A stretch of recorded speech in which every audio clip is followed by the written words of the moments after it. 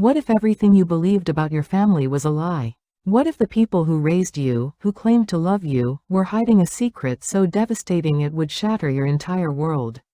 I'm Sarah, and I thought I knew my family. I thought I understood where I came from. But 3 months ago, on what should have been the happiest day of my life, I discovered a truth that changed everything. A truth that my mother had buried for 32 years. A truth that cost me my marriage, my inheritance, and nearly my sanity. This is my story. And if you think family secrets can't destroy lives, you're about to find out just how wrong you can be. My name is Sarah Mitchell, and until recently, I believed I had the perfect family. I'm 32 years old, married to my college sweetheart David, and we just bought our dream house in suburban Denver. I work as a pediatric nurse, and I've always prided myself on helping families through their toughest moments. Ironic, isn't it? My mother, Linda, is 68 and has been the rock of our family since my father passed away 8 years ago. She's one of those women who seems to have it all together, perfectly organized, always knows what to say, never lets you see her sweat. She worked as a secretary for 40 years and saved every penny so she could leave something behind for me and my older brother, Michael. Michael is 35, married to his wife Jennifer, and they have 2 beautiful kids, Emma, who's 8, and little Tommy, who just turned 5. Michael works in construction and has always been the responsible one, the one who helped Mom with everything after Dad died. He's the kind of brother who shows up when you need him, no questions asked. Our family gatherings were legendary. Every Sunday dinner, every holiday, every birthday, we were always together. Mom would cook her famous pot roast, Michael would bring the kids over, and we'd sit around the old dining room table in the house where I grew up. The same house where Mom still lives. The same house where she kept her secrets buried for over 3 decades. David always said he was jealous of how close our family was. His parents divorced when he was 12, and he never had that sense of belonging, that feeling of unconditional love and support. He'd watch us together and say he felt lucky to marry into our family. "You Mitchell women are strong," he'd tell me. "You stick together no matter what." If only he knew how wrong he was. It all started 3 months ago, on a beautiful Saturday morning in March. David and I had just closed on our new house, a gorgeous 4-bedroom colonial with a big backyard where we planned to raise our future children. We were over at Mom's for what we thought would be a celebration brunch. Mom had been acting strange for weeks leading up to this day. She seemed nervous, distracted, like she had something weighing on her mind. When I asked her about it, she'd just wave me off and say she was fine, just getting older and more sentimental. That morning, she called all of us into the living room after we finished eating. Michael and Jennifer were there with the kids, David was helping himself to another cup of coffee. And I was curled up in Dad's old recliner, feeling content and happy. "I need to talk to all of you about something important," Mom began, her hands trembling slightly as she sat on the edge of the couch. "Now that Sarah and David have bought their house, and Michael, you and Jennifer are thinking about upgrading, I think it's time we discussed my will." Michael and I exchanged glances. This wasn't unusual. Mom had always been practical about end-of-life planning. She'd updated her will several times over the years, making sure everything was clear and fair. "Mom, you don't need to worry about this stuff right now," Michael said gently. "You're healthy, you're happy. You've got plenty of years ahead of you." "I know, sweetheart, but I want to make sure everything is in order. No surprises, no confusion." She pulled out a folder from the side table. "I've been working with my lawyer, and I want you both to understand how things will be divided." She opened the folder and pulled out several documents. "The house will go to Michael, since he's been helping me maintain it all these years. Sarah, you'll receive my savings accounts and the life insurance policy. It should be enough for you and David to pay off a good chunk of your mortgage." I felt a warm glow in my chest. Mom had always been generous, but this was more than I expected. "Mom, that's incredibly generous. Are you sure about this?" "I'm absolutely sure, honey. You both deserve it. You're good kids, and you've taken care of me." She paused, and I noticed her hands were shaking more now. "There's just one thing I need to tell you first. Something I should have told you a long time ago." The room went quiet. Even the kids seemed to sense the gravity of the moment and stopped their chatter. "What is it, Mom?" I asked, a tiny knot forming in my stomach. She looked directly at me, and I saw something in her eyes I'd never seen before. Fear. Deep, bone-crushing fear. Sarah, sweetheart, there's something about your father that you don't know. Something about where you came from. The knot in my stomach tightened. What do you mean, where I came from? Mom took a shaky breath. Richard Mitchell wasn't your biological father. The words hung in the air like a physical presence. I felt David's hand find mine, but it seemed very far away. Michael's face went completely white. What? I whispered. I was already pregnant when I met Richard. You were already on the way. I stared at her, unable to process what she was saying. That's impossible. Dad always said I looked just like him. Everyone always commented on how I had his nose, his smile. People see what they want to see, honey. Richard loved you from the moment he knew about you. He never treated you as anything less than his daughter. You were his daughter in every way that mattered. Michael found his voice first. Mom, who is Sarah's real father? The question I wasn't ready to hear. The question that would change everything. Mom's voice dropped to almost a whisper. His name was James Patterson. He was my boss at the insurance company where I worked before I met Richard. Was? David asked. Is he? No, he's not dead. At least, not as far as I know. Mom wiped her eyes. Sarah, he doesn't know about you. I never told him. I felt like I was falling through the floor. You never told him? You never told my real father that he had a daughter? It was complicated, sweetheart. James was married. He had 3 children of his own. What we had. It shouldn't have happened. It was a mistake, and when I realized I was pregnant, I knew I had to handle it on my own. So you lied to Dad? You let him believe I was his? Richard knew the truth from the beginning. I told him everything before we got married. He said it didn't matter, that he wanted to be your father. And he was, Sarah. He was your father in every way that counted. I stood up abruptly, my legs shaking. I need some air. Sarah, wait, Mom called after me, but I was already walking toward the door. David followed me outside. Honey, are you okay? I laughed, but there was no humor in it. Am I okay? I just found out that my entire life is built on a lie. My father isn't my father, my mother has been lying to me for 32 years, and somewhere out there is a man who doesn't even know I exist. But Richard was your father. DNA doesn't change the fact that he raised you, loved you, walked you down the aisle at our wedding. I turned to face him, tears streaming down my cheeks. Don't you understand? Everything I thought I knew about myself, about my family, about where I came from, none of it is real. I didn't speak to my mother for 2 weeks after that conversation. I couldn't even look at her.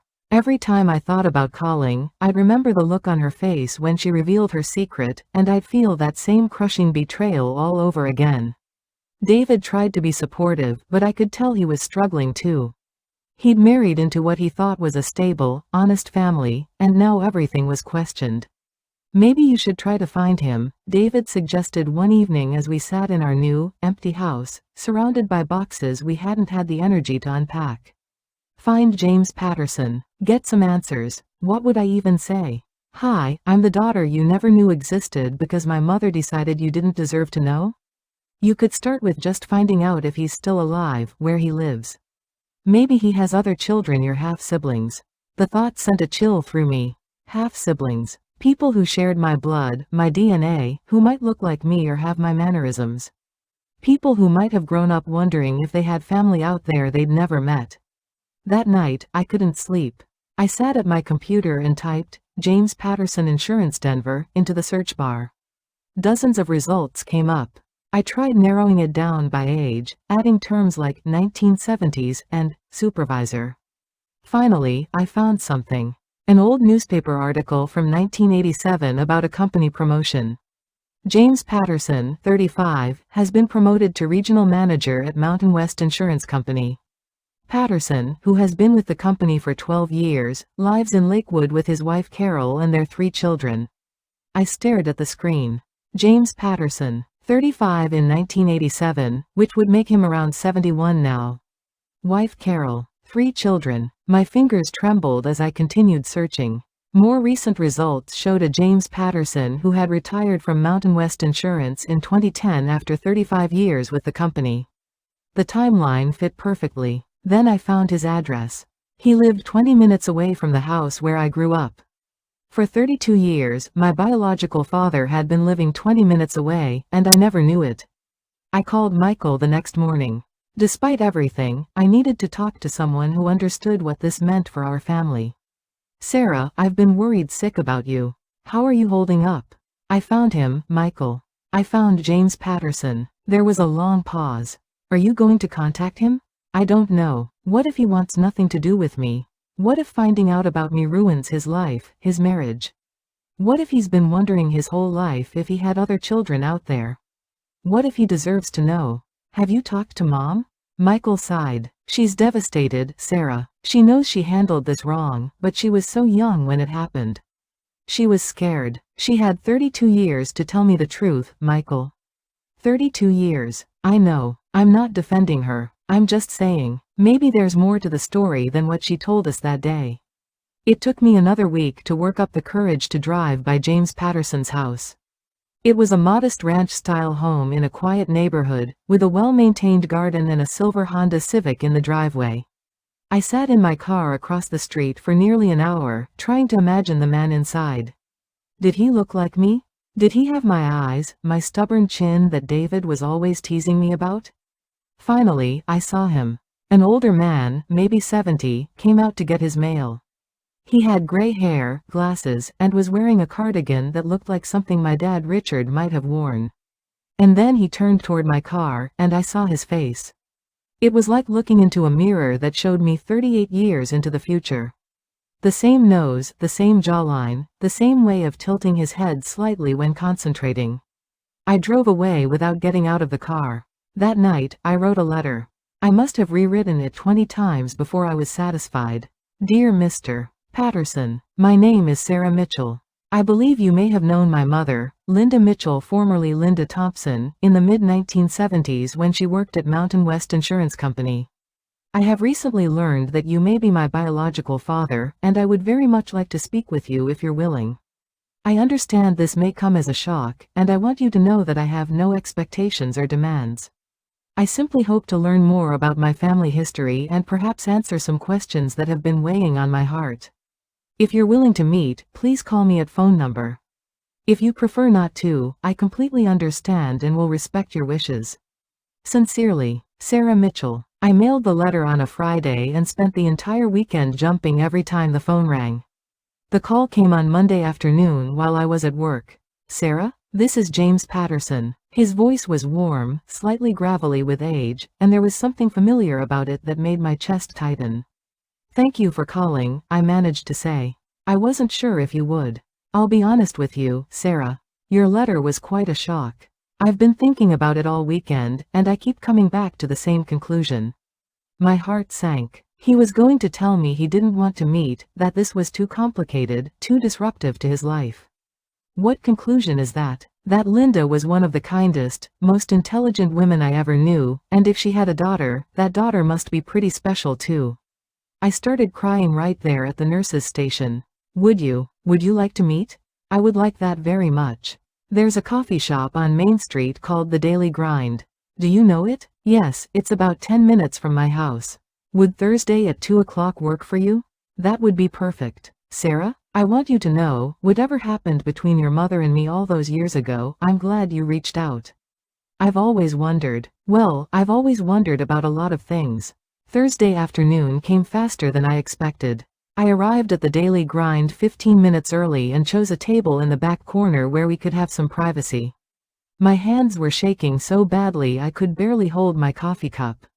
At exactly 2 o'clock, James Patterson walked through the door. He looked around uncertainly until our eyes met, and I saw the same shock of recognition cross his face that I'd felt when I first saw him. He walked over slowly, as if he couldn't quite believe what he was seeing. Sarah? Mr. Patterson, thank you for coming. Please, call me James. He sat down across from me and studied my face with wonder. My God, you look just like your mother did when she was your age. Beautiful. I felt myself blush. Thank you. You look like me too. Or I guess I look like you. He smiled, and I saw my own smile reflected back at me. I ordered you a coffee. I hope that's okay. That's very thoughtful. Sarah, before we go any further, I need you to know something. I loved your mother. What we had wasn't just some casual affair. I was in love with Linda Thompson, and I believe she was in love with me too. This wasn't what I expected to hear. But you were married. I was. And that was the problem. James's face grew serious. I married Carol when we were both very young. We were high school sweethearts, and it seemed like the right thing to do. But we were never really compatible. We stayed together for the children, but there was no passion, no real connection. But you had 3 children together. We did, and I loved them dearly. But Carol and we were more like roommates than husband and wife. When Linda started working at the company, everything changed. She was brilliant, funny, compassionate. She made me feel alive again. I took a sip of my coffee, trying to process this. What happened? Why did she leave? James's eyes grew sad. She found out she was pregnant. With you. And she was terrified. Terrified of what? Of ruining my marriage, my relationship with my children. Of being labeled as a homewrecker. This was 1974, Sarah. Things were different then. A single mother, especially one who'd had an affair with a married man, faced a lot of judgment. But didn't you have a right to know? Didn't you have a say in what happened? I did. And I've regretted not fighting harder to find her ever since. James reached across the table and touched my hand. Sarah, the day Linda left the company, she came to my office to say goodbye. She told me she was pregnant and that she was going away to figure things out. I begged her to let me help, to let me be part of the baby's life. I told her I would leave Carol, that we could be a family. My heart stopped. What did she say? She said she couldn't be responsible for breaking up my family. She said my children needed their father and that she would find a way to handle things on her own. She made me promise not to try to find her. And you just let her go? I was a coward, Sarah. I should have followed her. I should have insisted on being part of your life. Instead, I honored her wishes, and I've regretted it every day for the past 32 years. Tears were streaming down both our faces now. She married Richard Mitchell when I was 6 months old. He adopted me and raised me as his own. Was he good to you? Did he love you? He was wonderful. He was everything a father should be. James smiled through his tears. Then Linda made the right choice. You had a father who loved you unconditionally. That's what matters most. But what about you? Did you ever have more children? Do I have half-siblings? Carol and I had 2 more children after you were born. My son David is 28, and my daughter Katie is 26. They both live here in Denver, and they both have children of their own. I nearly choked on my coffee. Your son's name is David? Yes, why? My husband's name is David. James laughed, and it was a wonderful sound. Well, that's quite a coincidence. What about your wife? Does she know about me? James's expression grew complicated. Carol and I divorced 5 years ago. After 38 years of marriage, we finally admitted that we were never right for each other. She's happier now, and so am I. So there's no reason we couldn't. I mean, would it be possible for me to meet my half-siblings? I would love nothing more than to introduce you to David and Katie. But I want you to think about this carefully, Sarah. Once we open this door, there's no closing it again. Your life will change, their lives will change. Are you ready for that?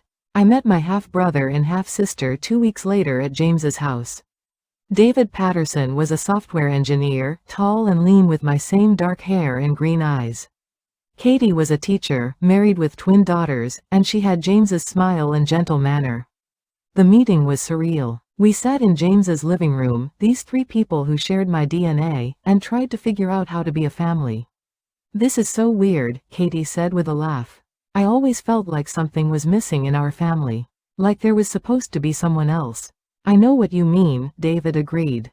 Dad was always a little distant when we were growing up. I thought it was just his personality, but now I wonder if he was thinking about you. James looked uncomfortable. I was a good father to you both. I hope you know that. Of course, Dad. We're not blaming you, Katie said quickly. We're just trying to understand.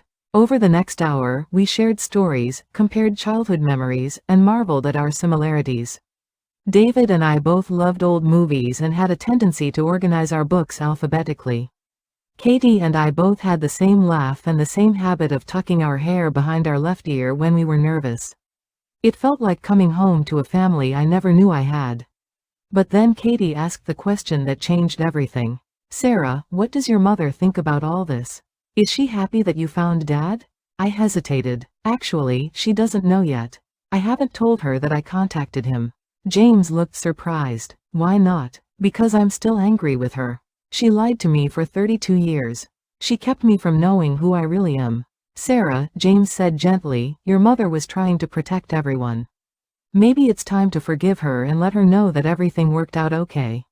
I promised I would think about it, but as I drove home that evening, I felt more conflicted than ever. I had found my biological father and discovered I had siblings who welcomed me with open arms. But I still felt betrayed by the woman who raised me. When I got home, David was waiting for me with a strange expression on his face. "How did it go?" he asked. "It was wonderful. They're amazing people, and I feel like I've found a missing piece of myself." "That's great, honey. I'm happy for you." But he didn't sound happy.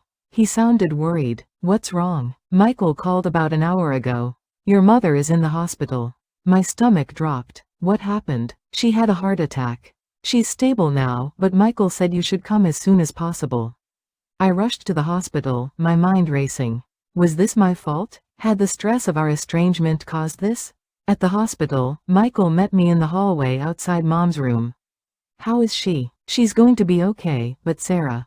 She's been asking for you. She's been crying, saying she ruined everything, that she's lost you forever."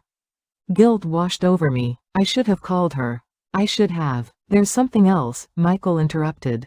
"Something she told me while we were waiting for you. About James Patterson." "What about him?" Michael's face was grim. "Sarah, Mom didn't tell us everything that day. There's more to the story, and you need to hear it before you get any more involved with this man." I sat by my mother's hospital bed, holding her hand while she slept. The heart monitor beeped steadily, and I found the sound oddly comforting. Michael sat in the chair across from me, looking older than his 35 years. "What did she tell you?" I asked quietly. Michael sighed. "Sarah, I don't know how to say this, so I'm just going to be direct. James Patterson didn't just let Mom walk away because he was honorable. He was fired from Mountain West Insurance for sexual harassment." I felt like I'd been slapped. "That's impossible. The man I met, he's kind and gentle and..." Mom said there were multiple complaints against him. Younger women in the office. She wasn't the only one he was involved with. "I don't believe it. Michael, I've spent time with him. I've met his children. He's not that kind of person." "Sarah, people can hide who they really are. Especially when they have something to gain." "What would he have to gain from me?" Michael looked uncomfortable. "Mom's inheritance. The money she's planning to leave you. If he can establish a relationship with you, if he can prove he's your biological father." "Stop." I stood up abruptly. "Just stop. You're talking about a man who didn't even know I existed 3 weeks ago. He's not after money. Then why didn't he ever try to find you? Why didn't he fight harder to be part of your life if he really loved Mom the way he claims?" I didn't have an answer for that. Just then, Mom stirred in her bed. Her eyes fluttered open, and when she saw me, tears immediately began flowing down her cheeks. "Sarah, sweetheart, I'm so sorry." "Mom, don't talk. You need to rest." "No, I need to tell you the truth. The whole truth this time." She struggled to sit up, and I helped her adjust her pillows. "I lied to you about James Patterson. Michael told me. About the harassment charges. Not just that." Mom's voice was stronger now, more determined. "Sarah, James Patterson raped me." The word hit me like a physical blow. "What?" "It wasn't a love affair. It wasn't consensual. He was my supervisor, and he used his position to force me into a relationship I didn't want. When I tried to end it, he threatened to fire me. When I got pregnant and told him, he accused me of trying to trap him and demanded that I get an abortion." I sank back into my chair, my head spinning. "But he told me he loved you. He said he begged you to let him be part of my life." "He's lying, Sarah." When I finally found the courage to report him to HR, he was quietly let go to avoid a scandal. I left the company because I couldn't bear to be there anymore, knowing what he'd done to me and probably to other women too. "But why didn't you tell me this before? Why did you make it sound like it was just a complicated affair?" Mom's voice broke. "Because I was ashamed. Because I blamed myself for putting you in danger by getting involved with him in the first place." And because I was terrified that if you knew the truth about how you were conceived, you would hate yourself the way I hated myself for so many years. I stared at her, trying to reconcile this version of events with the kind, gentle man I'd met at the daily grind. Mom, are you sure? Are you absolutely certain this is what happened? Sarah, do you really think I would lie about something like this? Do you think I would make up a story about being raped? The truth hit me like a freight train. My mother, the strongest woman I knew, had carried this secret for 32 years. She had been assaulted, gotten pregnant, and then spent decades protecting me from the truth about my conception. And I had accused her of lying to me. Oh my God, Mom. I am so sorry. I should have listened to you. I should have trusted you. You had every right to be angry, sweetheart. I should have told you the truth from the beginning. But I was so afraid that you would see yourself differently, that you would think you were somehow tainted by how you came into this world. What do I do now? I've been spending time with him. I've met his children. They think I'm their sister. Mom squeezed my hand. You do whatever you need to do to protect yourself. And you remember that none of this changes who you are. Richard Mitchell was your father in every way that mattered, and you are a good person who deserves love and happiness. I didn't sleep for 3 days after my mother's revelation. I kept replaying my conversations with James Patterson, looking for signs that he was lying, that he was manipulating me. But every memory seemed genuine, every emotion seemed real. David tried to convince me to just walk away, to cut all contact with James and his family and move on with my life. Sarah, even if your mother is wrong about what happened, even if it wasn't assault, this man still abandoned you. He didn't fight for you when you were born, and now he's suddenly interested when you're a successful adult with an inheritance coming. Don't you think that's suspicious? But I couldn't let it go. I needed to hear James's side of the story. I needed to confront him with my mother's accusations and see how he responded. I called him and asked to meet at the same coffee shop where we'd first talked. Sarah, you sound upset. Is everything okay? We need to talk, James. There are some things about the past that I need to understand. When I arrived at the daily grind, James was already waiting for me. He stood up when he saw me, smiling warmly, but his expression changed when he saw my face. What's wrong? I sat down across from him, my hands folded tightly in my lap. I talked to my mother. I know the truth about what happened between you two. James's face went pale. What did she tell you? She told me that you sexually assaulted her. That you used your position as her supervisor to force her into a relationship she didn't want. That when she got pregnant, you demanded she get an abortion. James stared at me for a long moment, and I watched his expression carefully, looking for any sign of guilt or deception. Sarah, that's not what happened. Then tell me what did happen. Tell me your version of events. James took a deep breath. Your mother and I had a consensual relationship. We were attracted to each other, we spent time together, and yes, I was her supervisor, which made it inappropriate. But it was never forced. Never. Then why was she so afraid of you? Why did she leave the company? Because I was married, and she felt guilty about the affair. When she got pregnant, she panicked. She was afraid of the judgment she would face as an unmarried mother, afraid of being labeled as a home wrecker. What about the harassment charges?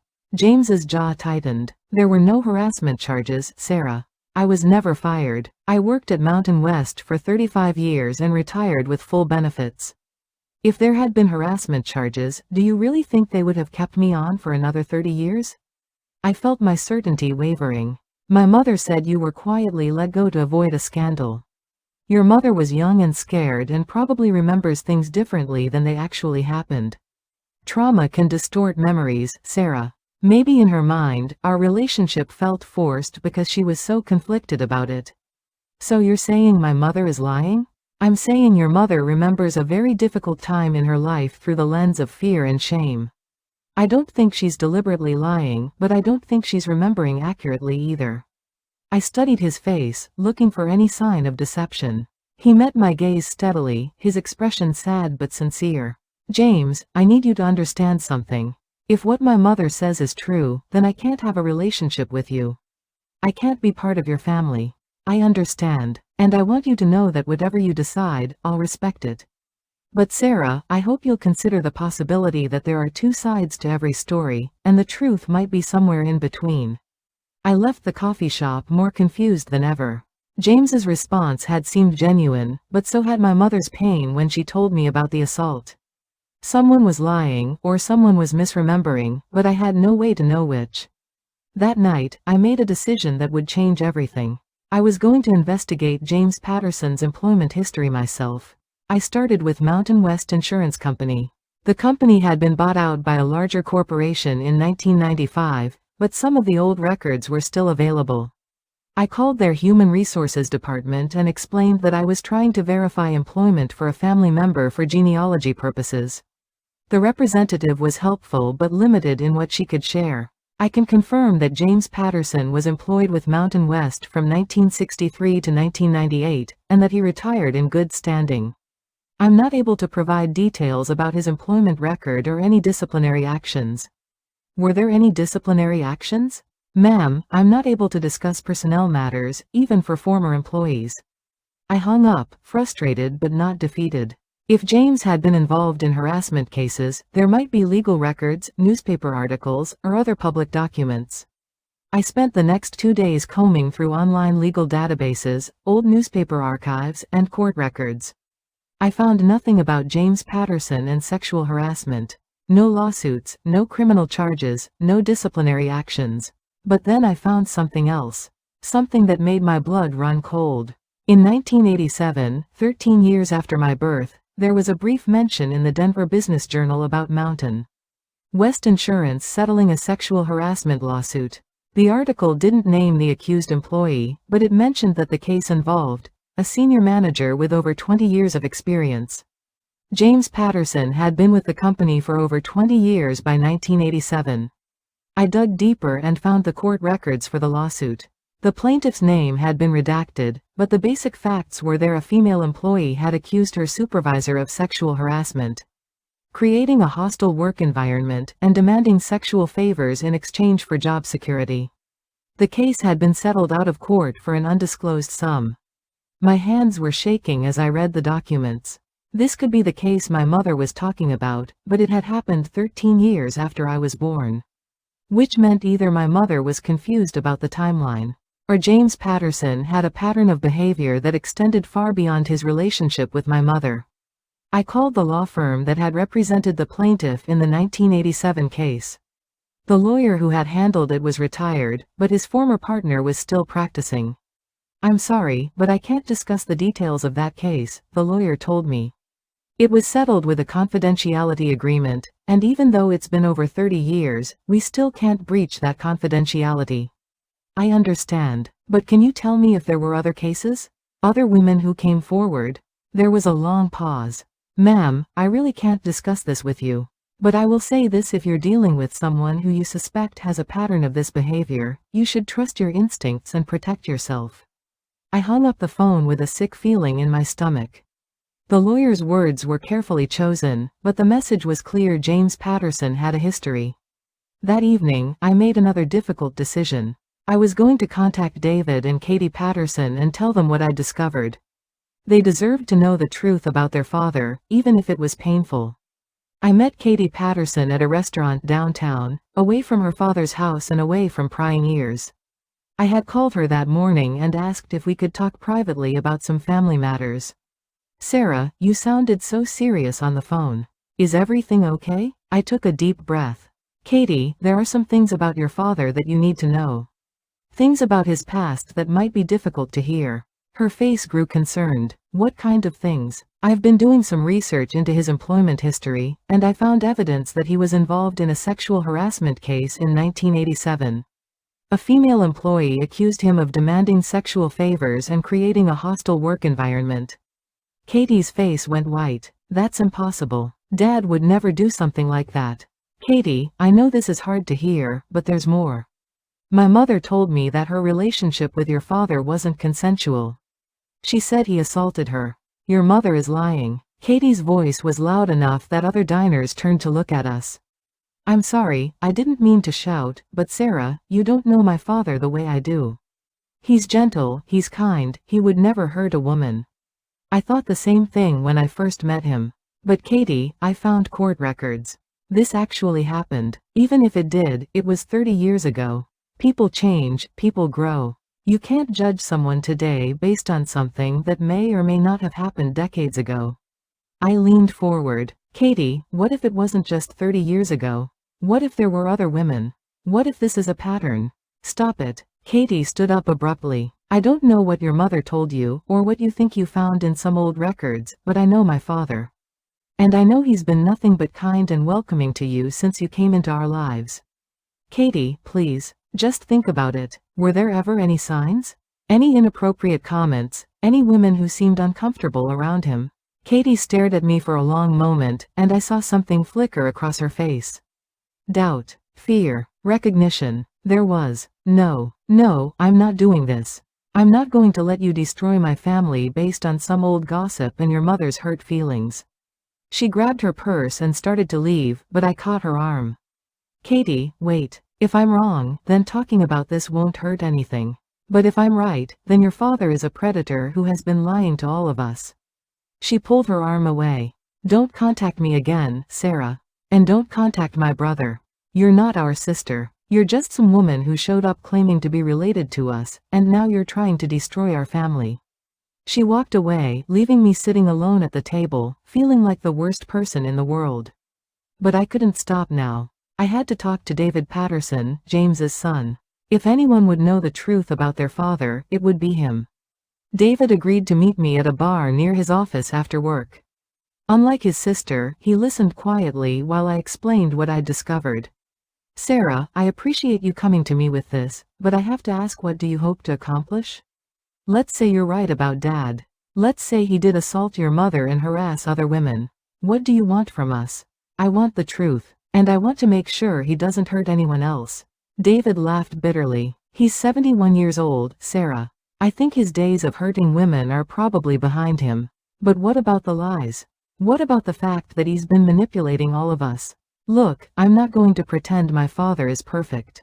I've always known there was something off about his relationship with women. He cheated on my mother multiple times throughout their marriage. She knew about it, but she stayed with him for our sake. My heart sank. He cheated on his wife? Repeatedly? Oh yeah, Mom used to cry herself to sleep because she knew Dad was having affairs. But she thought divorce would be harder on Katie and me than staying in a bad marriage. And you never said anything? You never confronted him about it? What was I supposed to say? Dad, stop cheating on Mom.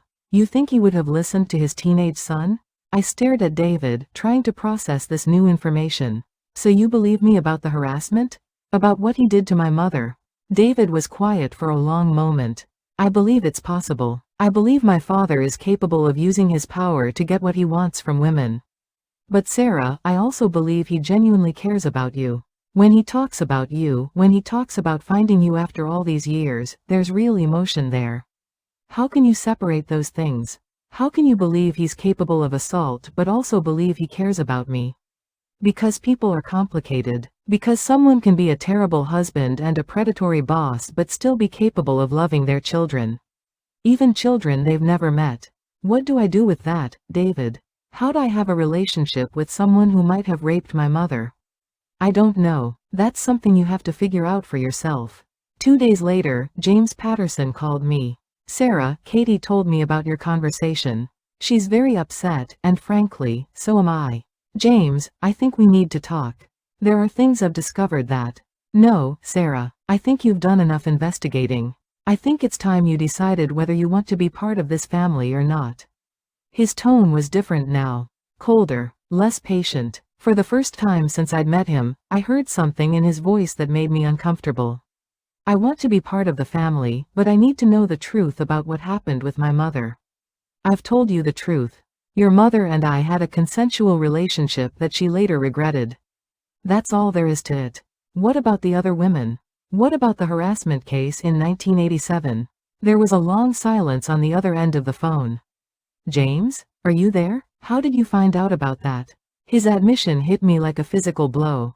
So it's true. You were involved in a harassment case.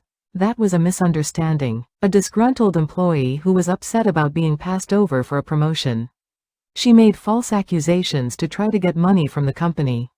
If the accusations were false, why did the company settle? Because it was cheaper to settle than to fight it in court. That's how these things work, Sarah. Companies settle nuisance lawsuits all the time. Was it a nuisance lawsuit when you assaulted my mother too? I never assaulted your mother. His voice was loud now, angry. And I'm getting tired of defending myself against these ridiculous accusations. Your mother was a willing participant in our relationship, and if she's told you otherwise, she's lying. Why would she lie about something like that? Because she's ashamed. Because she feels guilty about having an affair with a married man. Because it's easier to paint herself as a victim than to take responsibility for her choices. I felt sick to my stomach. You really believe that? You really think my mother is making this up? Sarah, I think your mother is a deeply troubled woman who has spent 32 years rewriting history to make herself feel better about her past. And I think you're allowing her guilt and shame to poison what could be a beautiful relationship between us. Between us? Yes. Between father and daughter. Between family. Sarah, I lost 32 years with you because of your mother's choices. Don't let her take away the years we have left. His words sent a chill down my spine. There was something possessive in his tone, something that made me feel trapped rather than loved. James, I need some time to think about all of this. Of course you do. But Sarah, I want you to remember something. Your mother kept you from me for 32 years. She robbed us both of the chance to know each other. Don't let her rob us of our future too. After I hung up, I sat in my car for a long time, trying to sort through my emotions. James's words kept echoing in my head, don't let her rob us of our future too. But I was starting to realize that my mother hadn't robbed me of anything. She had protected me. That night, I called Michael and asked him to meet me for dinner. I needed to talk to someone who understood the full scope of what was happening, someone who had my best interests at heart. Sarah, you look terrible. When's the last time you slept? I can't sleep, Michael. Every time I close my eyes, I keep thinking about James Patterson and wondering if everything he's told me is a lie. What's your gut telling you? My gut is telling me that Mom was right to keep me away from him. But Michael, I've gotten to know David and Katie. They're good people, and they didn't deserve to get caught up in this mess. Katie blamed you for their father's past? She doesn't want to believe it. And I can understand that. How do you accept that your father, the man who raised you and loved you, is capable of assaulting women? Michael was quiet for a moment. Sarah, there's something else Mom told me while you were at the hospital. Something about James Patterson that she didn't want to burden you with while you were processing everything else. My stomach dropped. What now? He's been asking questions about you. About your job, your house, your finances. About Mom's will. What kind of questions? Specific questions. He called the hospital where you work, claiming to be your father and asking about your employment status. He drove by your house multiple times. He's been researching you, Sarah. I felt cold all over. How do you know this? Because Mom hired a private investigator after you told her you'd contacted him. She was worried about you, and she wanted to make sure James wasn't going to try to hurt you or manipulate you. She hired a private investigator? His name is Rick Martinez, and he's been following James Patterson for the past 3 weeks. Sarah, this man has been obsessed with finding you. Not because he loves you, but because he wants something from you. The inheritance. Rick found financial records. James Patterson is in serious debt. He owes money on his house, his credit cards are maxed out, and his retirement savings are almost gone. He's been looking for a way out of his financial problems, and then you show up with a wealthy mother who's planning to leave you a substantial inheritance. I put my head in my hands. Oh my God, I've been so stupid. You weren't stupid, you were hopeful. You wanted to find your biological father, and you wanted him to be a good man who loved you. There's nothing wrong with that. But I should have listened to Mom. I should have trusted her from the beginning. Sarah, Mom doesn't blame you for any of this. She blames herself for not telling you the whole truth from the start. If she had been honest about what James Patterson did to her, you never would have contacted him. What do I do now? How do I get him out of my life without destroying my relationship with David and Katie? Maybe you can't. Maybe some relationships are worth losing if they're based on lies and manipulation. I thought about David Patterson, sitting across from me in that bar, admitting that he'd always known his father was a cheater. I thought about Katie, refusing to believe that her father could be capable of assault. They already know what kind of man he is, I said slowly. They've just been making excuses for him their whole lives. Exactly. And now they expect you to make excuses for him too. The next morning, I made the hardest phone call of my life. James, this is Sarah.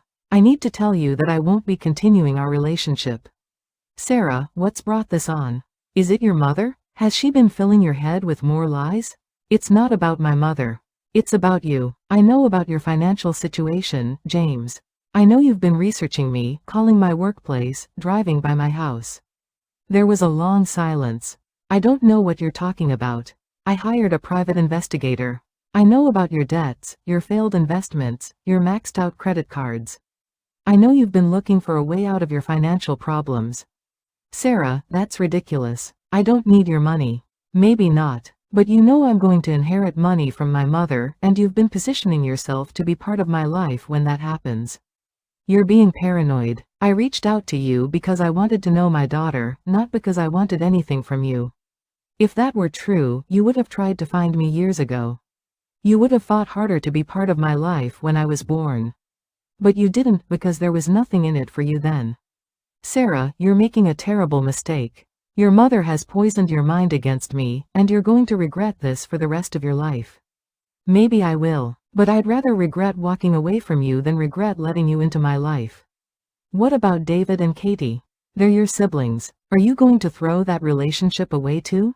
David and Katie are good people, but they're not my siblings. Not really. We share DNA, but we don't share a family.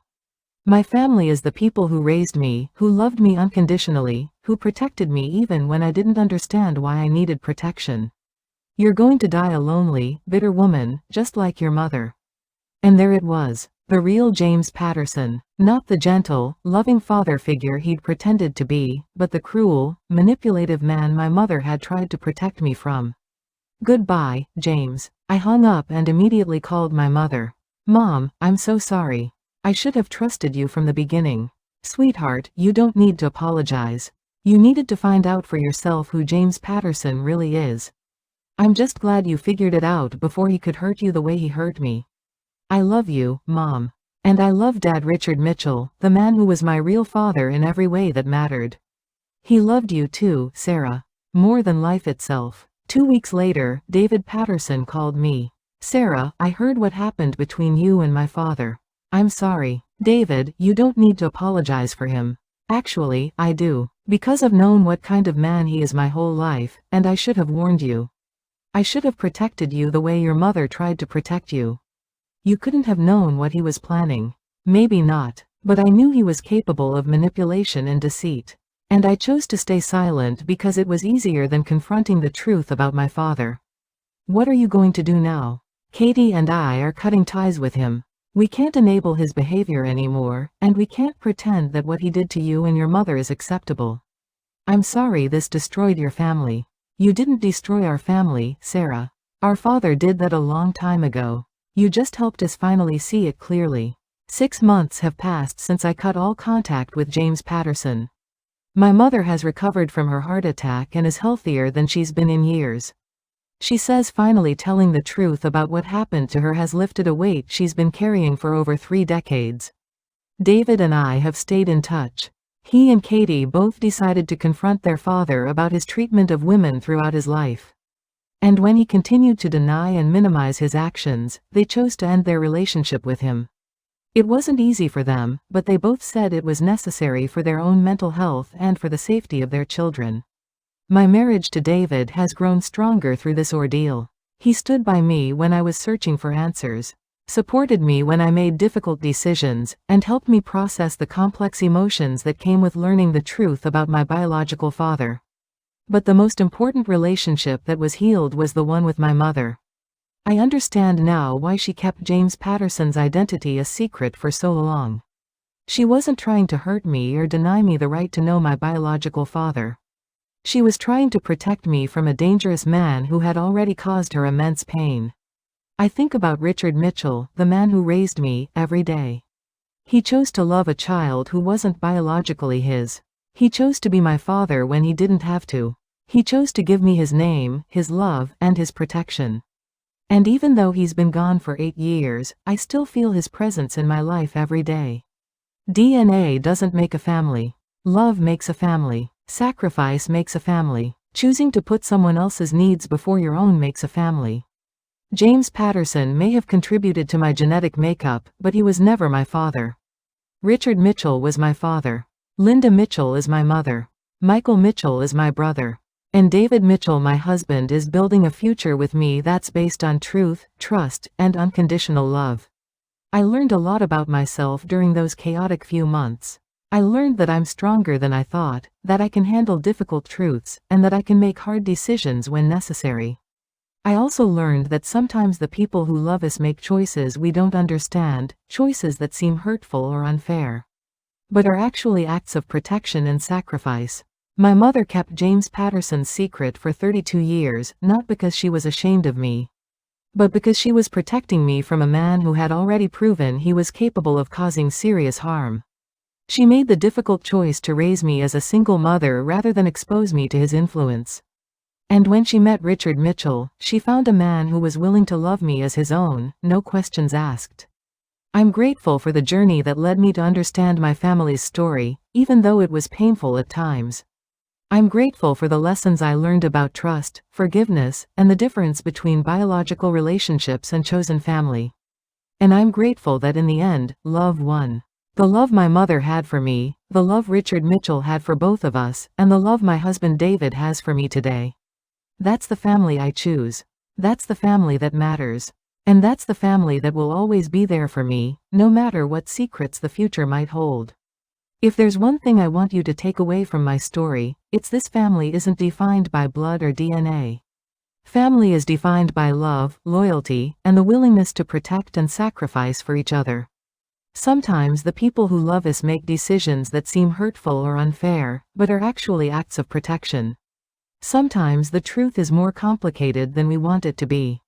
And sometimes the family we're born into isn't the family we're meant to be with. If you're dealing with family secrets, betrayal, or complicated relationships, remember that you have the power to choose who you allow into your life. You have the power to set boundaries, to demand honesty, and to walk away from people who don't have your best interests at heart.